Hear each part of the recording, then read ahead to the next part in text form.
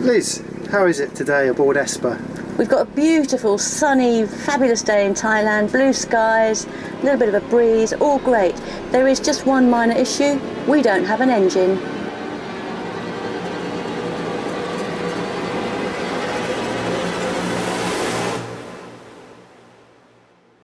Hello and welcome to this special FTB Extra, where we thought we'd give you a quick update on what's happening in our lives aboard Esper here and now. Of course, we'll continue to post up our adventures as we normally do every other week on Patreon and on YouTube. And here's just a taster of what we're planning to show you in our episodes over the coming weeks.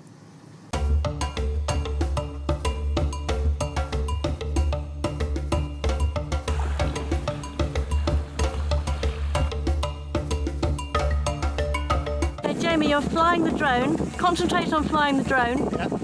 How's it feel? It's actually a lot easier than I thought.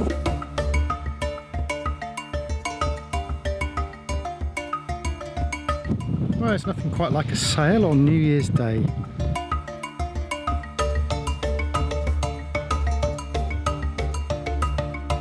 We're in Pipili. We're in Maya Bay, which is the bay, which is where everybody goes because this is where the beach is filmed, and the beach is up there.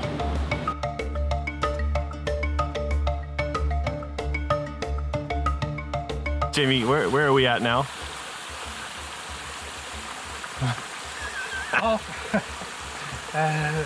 Halfway up a mountain.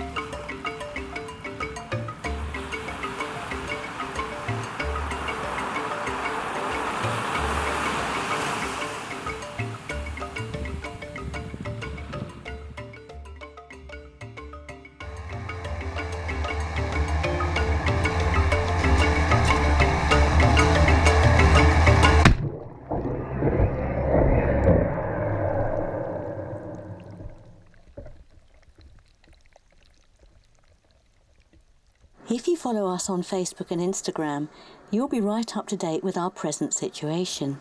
And you'll know that at the time of recording, we are stuck in Yacht Haven Marina awaiting a decision on our engine, which is currently lying in bits in a nearby workshop. Here's Jamie to explain. Okay, well, it began with a freshwater leak in the heat exchanger. The water level kept dropping down. So we got Graham of Stem to Stern, who's based in Phuket, to come and have a look. And he actually started taking the whole heat exchanger, the water cooling system apart, put on some hoses, started putting it back together, and then we realised that there was a bigger problem than that. The original problem was you had leaking hoses. So we've changed those. We also found that you've got corrosion in the outlet for your water pump. Corrosion in your exhaust elbow, and that's just about on its way out. Repaired the inlet for the water, because that was really corroded away. So we replaced, and then 1, 2, 3, 4 tubes. And now we've filled it up with water, ready to start it, and it won't start, it won't turn over. Now, I'm a bit confused, as you know, because I thought that our starter battery was the problem. So we replaced that, didn't we? Yes, so we've had this starter battery for many years, which we picked up in Egypt, and we thought, Well, it's not turning the engine, so it's got to be the battery. It's very old. So we went out and replaced that. We got a brand new starter battery, put it in, engine still wouldn't start. So we realised there was a bigger problem than just the water leak. So Graham, with his mechanics, started taking the engine apart again, and sure enough, we found water in one of the cylinder pots. Okay, It was full of water. That was the first really bad thing that we found, wasn't it? Yeah. So after the leak, so right. Okay. Water had got in the engine. Yeah. So the engine had seized due to water. But what's really funny about the seizing was that we didn't realise it had seized. It's almost as though it seized as you came into the marina. Yeah, this is the weird thing. So actually, the previous starter battery had struggled to start the engine as well. So I paralleled the house battery with the engine battery to get the engine going. Assuming that it was just the batteries. Exactly, I guess. yeah. And weirdly, this is the really strange thing, is that we got into the marina, and I sat here for about a week, and that's when we tried to start the engine and it wouldn't start. So it's purely coincidental that this problem happened whilst we were tied up in the marina. This problem could have happened anywhere. Yeah. And in fact, it seems as if it was close to actually happening in the last few months. So imagine what would have happened if the engine had seized when I was out there on my own, because of course I've been doing some solo sailing whilst you've been back in the UK. So yeah, pure coincidence that it happened in the marina.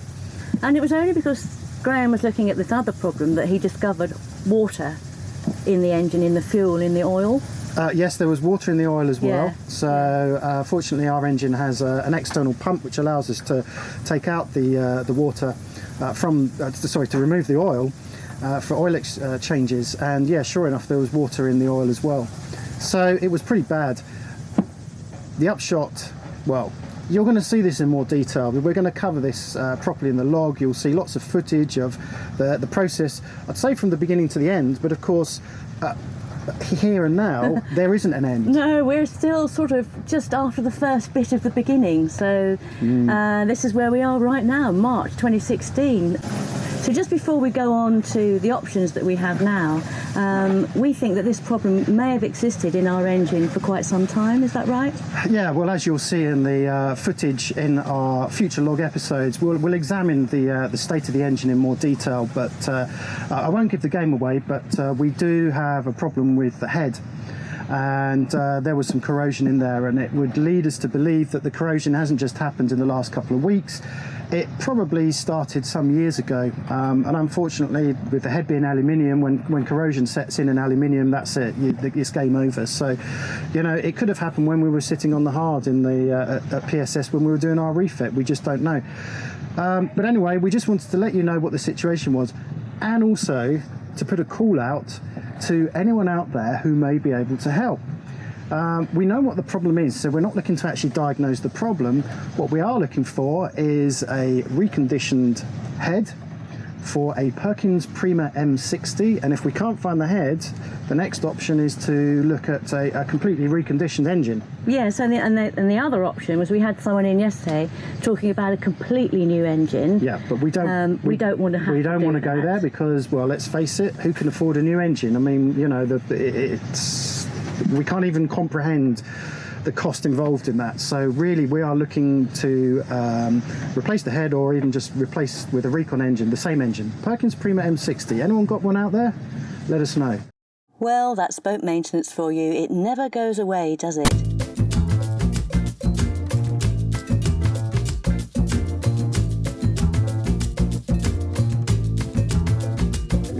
And on that subject, we still have one final video to put together on Esper's refit.